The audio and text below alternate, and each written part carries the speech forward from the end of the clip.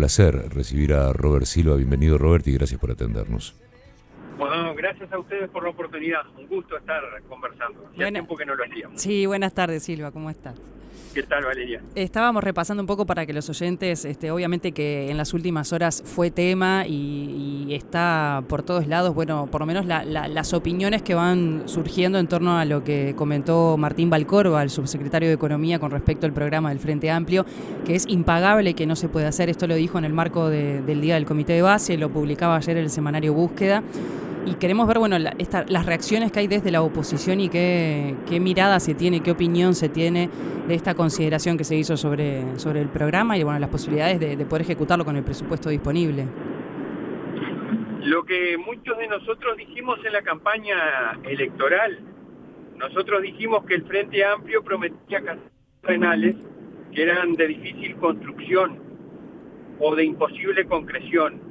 Y es lo que ahora el subsecretario, quizás creyendo que nadie lo iba a hacer público, reconoce en un comité de base de que lo que prometieron significa 5 o 6 puntos del PBI, del Producto Bruto Interno, y para entender un punto anda en el entorno de $700 millones.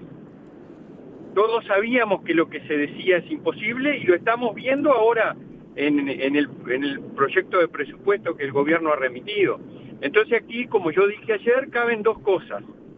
Se actuó con deshonestidad, que queda a la vista, por parte de quienes propusieron lo que propusieron y durante tanto tiempo hicieron el programa de gobierno del Frente Amplio, mintiéndole a la gente descaradamente, o se actuó con irresponsabilidad o quizás con improvisación, porque en el mejor de los casos podría ser que quienes hicieron el programa no hayan consultado a los técnicos económicos del Frente Amplio, a quienes conocen el tema de finanzas. Bueno, y uno se pregunta, ¿no, Robert, a la hora de entrar en campaña, a la hora de prometerle a la población, ¿qué conocimiento cabal hay de la situación, de la verdadera situación económica del país?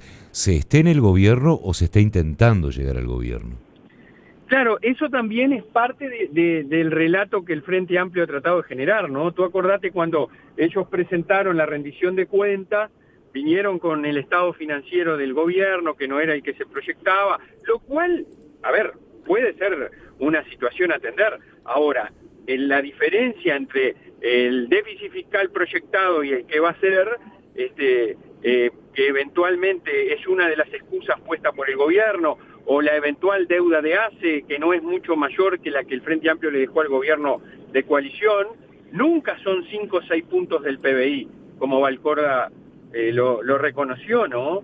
Entonces, esas son las cosas. Y además, tú fíjate, yo fui precandidato a la presidencia, yo presenté un programa de gobierno en la elección interna del Partido Colorado y con los equipos técnicos que trabajaban conmigo. Yo le pedí presupuestar todo lo que nosotros prometíamos y decíamos que íbamos a hacer, porque hay que ser responsable, y decía, nos va a costar en el entorno de tanto, entre 600, 1.000 millones, porque teníamos cuantificado todo, y yo creo que eso es lo que debe hacer un candidato cuando actúa con responsabilidad, salvo que le hayan mentido al actual presidente de la República y él no tuviera en conocimiento que gran parte, la enorme mayoría de las cosas que prometió en campaña no las va a poder cumplir. A nivel político, Silva, desde el Partido Colorado, ¿cómo se analiza el tema? ¿Se van a tomar algunos pasos adicionales o se analiza esto como, bueno, opinando de lo que dijo Valcorba, o se van a tomar algunas acciones a nivel parlamentario quizás? Mirá, lo primero es conocer el proyecto de presupuesto que ingresa el domingo al Parlamento.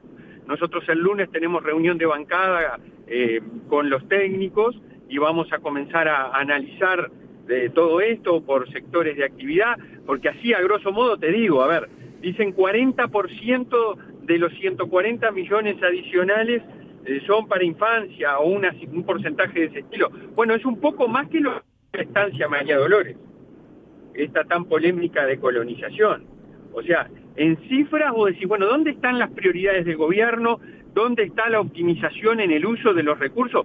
Máxime cuando te dice que son tan escasos y que tan poco se puede hacer. Entonces, eso es lo que nosotros queremos ver y queremos analizar para luego evaluar qué acciones podemos tomar a nivel parlamentario. Yo ya le digo a la gente, hay una cosa que es cierta y que no hay marcha atrás porque ahora hay un reconocimiento expreso. El Frente Amplio mintió, prometió un conjunto de cosas que ahora queda en evidencia, eran imposibles de cumplir.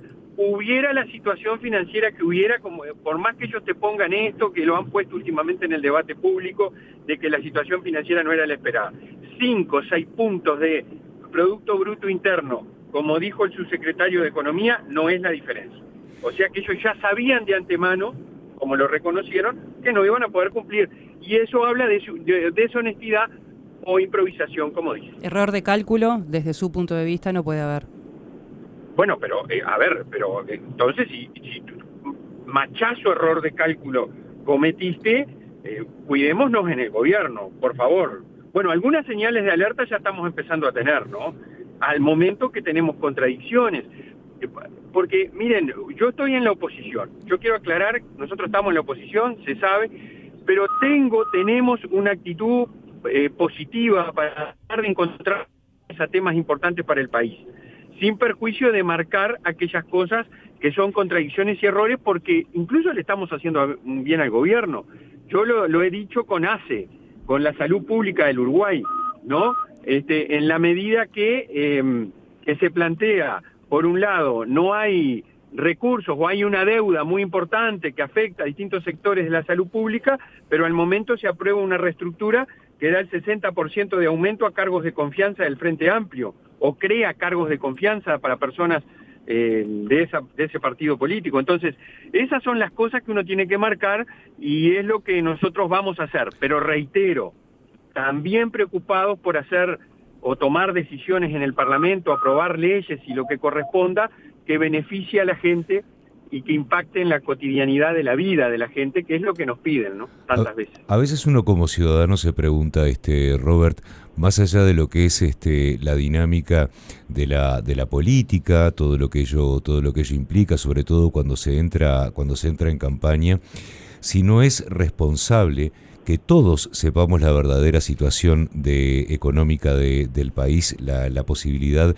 de recursos que tenemos a la hora de votar también, porque a veces parecería que la situación económica de un país es un misterio hasta que llega un nuevo gobierno y pone en evidencia el déficit del gobierno anterior.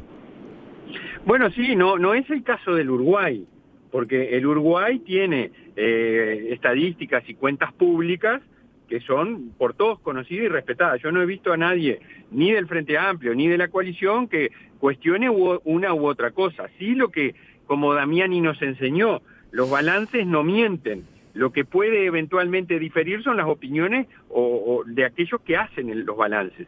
Entonces, aquí nosotros tenemos cuentas públicas que son claras, en donde el gobierno anterior padecimos, yo fui gobernante en el periodo pasado, y padecimos situaciones muy complejas, restricciones por sequía, la pandemia, ni que hablar cuando comenzó el gobierno, y otras circunstancias que nos afectaron, las guerras, etcétera.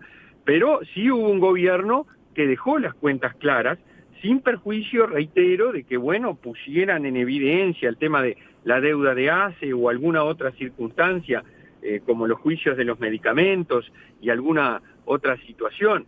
Pero en general las cuentas, a mi criterio, están ordenadas y el país está en condiciones de seguir avanzando. Pero no lo digo yo, miren que lo dijo el ministro de Economía cuando fue al Parlamento y trabajó y nos hizo las presentaciones en el Senado de la República. Yo cuando votamos alguna de las cosas que hemos votado en el Parlamento, en particular la rendición de cuentas, yo dije que hay dos relatos. Uno, el del ministro de Economía, cuando fue al Parlamento a presentar la rendición de cuentas y el estado del Uruguay financiero y presupuestal, y otro, el de que hacían algunos senadores o los senadores del Frente Amplio. Parecían dos cosas distintas, y fue con las actas, leyendo lo que O'Donnell dijo en el Parlamento. Entonces, nosotros tenemos una economía que tiene, un ministerio de economía que tiene profesionales que trabajan y que nos dan certezas que son necesarias. Lo que tenemos que tener es gobernantes responsables que al momento que le piden a la gente su voto con propuestas, sean propuestas efectivamente realizables. Así cuando llegan al gobierno las pueden concretar. más allá de las diferencias que puedan existir. Silva, aprovechamos ya que lo tenemos en línea y que justamente también lo recordabas, ¿no? Fuiste expresidente de ANEP en la gestión pasada, y está todo el tema de la educación también estos días en el tapete con los controles de asistencia, con este plan piloto que se quería implementar en Piriápolis con las cámaras de reconocimiento facial, si bien se dio una marcha atrás. Me interesa tu visión, porque lo que está de fondo de esto es las asistencias, el control de las mismas y el ausentismo, ¿no? Que es cuando uno habla con las autoridades, miran un poco para atrás de las cosas que no se hicieron.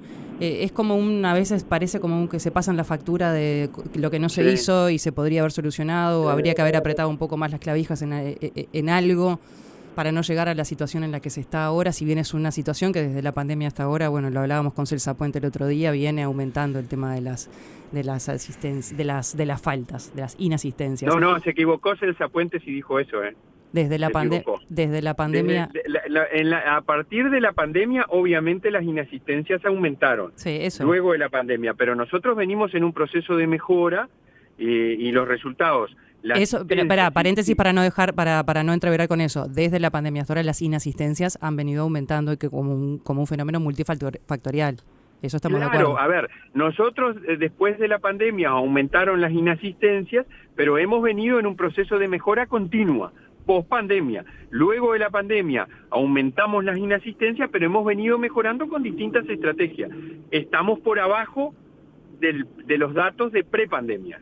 Eso es así. Uh-huh. Entonces, por eso es muy importante desarrollar distintas estrategias que nos ayuden a trabajar en eso. Nosotros, por ejemplo, en la administración pasada hicimos con Ceibal, yo integraba el directorio del Ceibal, planteamos el tema, el Ceibal se puso a trabajar usando tecnología y bueno, y se identificaron escuelas donde la situación de inasistencia escolar era muy importante, entonces se mandaban mensajes a las familias, mensajes directos a los celulares, a los chats, por WhatsApp, se mandaba correspondencia, se hablaba en la escuela generando conciencia en las familias también y en los docentes de que hablaran con las familias, y eso nos permitió mejorarse.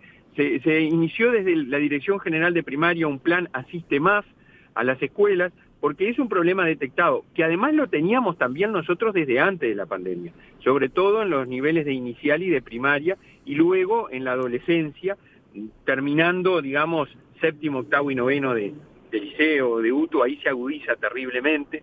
Entonces, hay que trabajar muchísimo. Y esta estrategia que llevó adelante la ANEP, que ahora no se sabe quién la llevó adelante, porque todos se esquivan, porque Casciani dice que no le cae simpático y que... Hablando del piloto de reconocimiento facial. Claro, uh-huh. Del piloto de reconocimiento facial en Piriápolis, una medida que tiene varias aristas complejas, pero bueno, ahí uno encontró un presidente de la ANEP que dijo eso, a un director general de secundaria que dijo, nos pasó por abajo el radar, nosotros no estábamos en conocimiento. Ayer los consejeros docentes, electos por los docentes, salieron a decir que no es decisión de Codicen, que no fueron informados, que nadie sabía nada. Son esas cosas que te dicen, que uno se cuestiona, ¿quién está gobernando la educación? Y lo digo como es presidente de la ANEP, porque esas cosas alguien las tiene que resolver, y ahí hay competencias asignadas. Pero dicho esto, yo creo que yo estoy en contra Perdimos la señal, para ayudar con la asistencia. Lo que sí digo, en temas tan complejos y que conllevan riesgos de invasión de la privacidad, como el tema del registro biométrico para el ingreso a un local educativo, que no es la asistencia, porque después la asistencia es por asignatura, sería bachillerato, en fin. Tiene que tomarse con las previsiones del caso. Primero de todo, saber quién lo resuelve, que alguien lo resuelva. Y luego cumplir, por ejemplo, con la 18.331, que establece un requisito, una serie de protocolos importantes y de pasos previos para preservar la seguridad de esos datos personales, hablar con las familias, todo lo que quedó en evidencia que la ANEP no había hecho, y por eso dio marcha atrás, lo cual yo lo valoro como positivo. Me parece que estuvieron bien.